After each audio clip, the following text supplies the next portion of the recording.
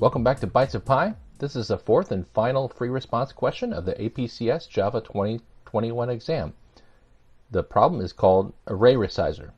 Without further ado, let's get started. Alright, hopping over to the fourth question. This question involves manipulating a two-dimensional array of integers. You will write two static methods of the ArrayResizer class. So they already have a couple pieces. The isNonZeroRow.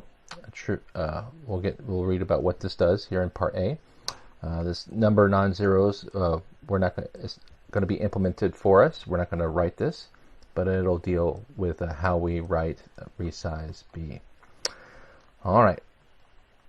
For the first question, we're going to write the isNonZeroRow, which returns true if and only if the elements in row R are two-dimensional array and are not equal to 0. So given this example, we have 4 rows, and when we call isNonZero, the first row will be false because it has a 0 in it.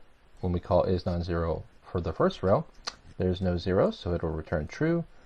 All of these rows in the third one, or this third one, is false because there's at least one 0, and lastly there are no zeros, so this returns true. So moving over into the 2 screen. So let's first start off with, we're going to have to loop through every column in this two-dimensional array. So we can use an extended for loop for this. So I say for int call. Now since this is a two-dimensional array, and loop through all the values in that particular row using this. So we're saying for this particular row, loop through all the column values in that row. Now, if the column, so if we find any zeros, we want to return right away false because we found a 0. So if call equals 0, return false. We don't have to keep going. We know that the row has at least one 0, so it's a non-zero. We'll return false. Now, if we get through the entire row and we can't find a 0, we want to return true. All right, and that's it. That was pretty simple. All right, so let's take a look at the second piece. Write the method resize, which returns a two-dimensional array containing only rows from array 2D with all non-zero values. Okay, this is going to be interesting. The elements in the new array should appear the same order as they appeared in the original array. All right, so we're going to have to loop through the rows again. We're going to have to loop through all the rows, and we're going to have to add them in the order they appear. Now, because this is not an array list and it's not a two-dimensional array, it doesn't automatically resize. So we've got to have some way to initialize this two-dimensional smaller array to the right amount of rows with non-zeros in it. When the code segment completes, we should see the smaller have row 0 with this and row 1 with this. So you can see that these two non-zero rows are gone.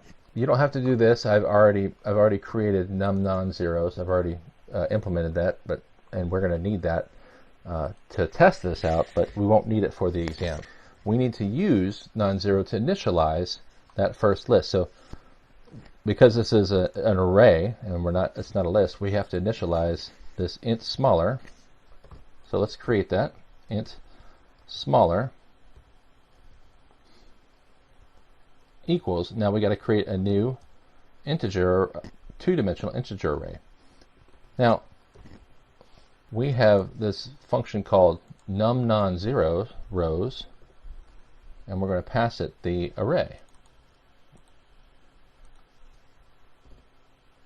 Cool. So when we create a new integer array, we don't have to specify both dimensions. We only have to specify the first dimension. In the example, this is a 4 by 3 array, and all these rows are 3, but we don't really know that. It doesn't say that they're all the same size. Well, we don't care. We don't have to know the same size. All we need to know is how many non-zero rows are there already. Okay, so we've got that now.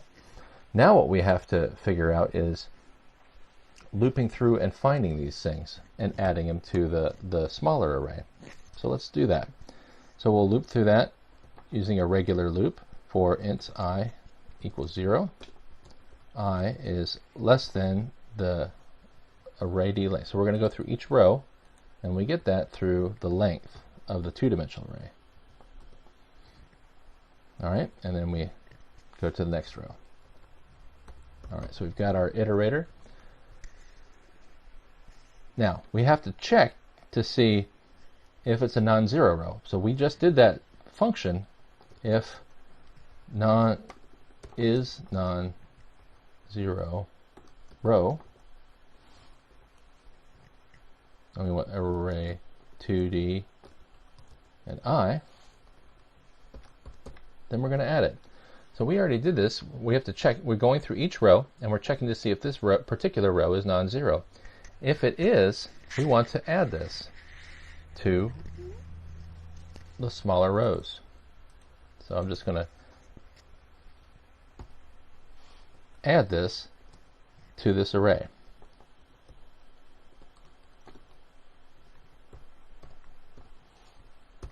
Now, I can't put I here because this is going to be a smaller array, and I'll go way out of my bounds because I'll be doing it. So I need some sort of way to keep track of how big this is right now. Now, you can use size probably of smaller array, but I'll just use a counter for now. This just makes it cleaner.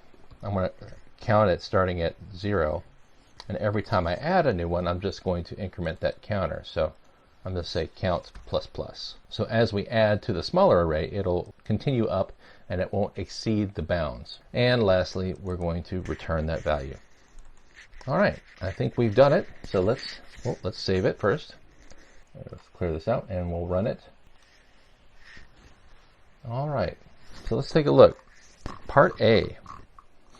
So according to our example, is row 0 non-zero? False. Okay. So we have the same array initialized as we have over here. True, false, true. And it matches our example. False, true, false, true. So that's correct. And now let's take a look at this. We've done, in part B, we got the same array, and we made it smaller. So did that result? So did this array result in a smaller array of 1, 3, 2? Yes, here they're at the top, and 4, 5, 6 here at the bottom. Okay, we have a valid solution. This concludes the series on the APCS Java free response questions of 2021. If you've enjoyed this content and like to see more AP computer science content, please give a comment below or like and subscribe. Thanks for watching.